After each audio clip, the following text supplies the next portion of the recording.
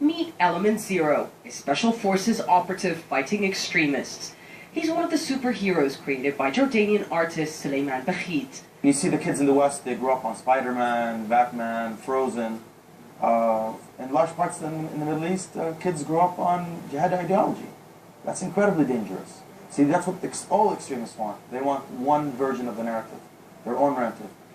A few years ago, Bakhit started researching extremist ideology, their strategies and narratives, and how they influence some Jordanian children. I asked the kids, who are your heroes? So they looked at me, they're like, well, we don't have any real heroes in the sense of the word, but we hear a lot about Bin Laden and Zarqawi. I'm like, well, what do I hear about them? Like that they defend us and protect us against America and the West, and the West is out there to kill Muslims, and they're defending us. And of course, that's the ultimate narrative for all extremist groups. I know by Allah that this is the land of jihad. The biggest threat we face in the Middle East is terrorism disguised as heroism. See, the way they pitch their ideology and their extremist ideology as this hero journey, providing the youth with a sense of purpose, a sense of identity, a glamorous call to adventure. Realizing that, Bakhit set out on a mission. I want to provide the youth with an alternative hero journey.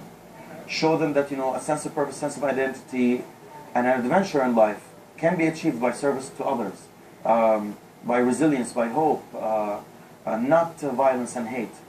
Some of his comics are about contemporary military heroes who are easy to embrace, he says. Others also aim to change stereotypes, like this one about an all-female counter-terrorism unit. With some government funding 10 years ago, he says he was able to print more than 1 million copies of his comics and reach children across the country. And he says it made a difference.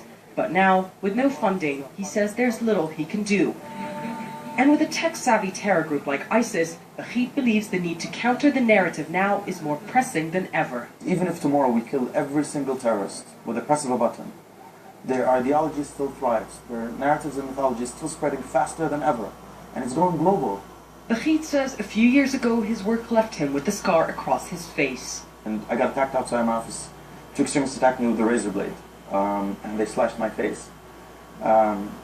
I assume, they didn't announce their goals, but I assume it's an attempt to try and scare me or stop me from doing my work. That incident, he says, only made him more determined to continue his fight on this different kind of battlefield.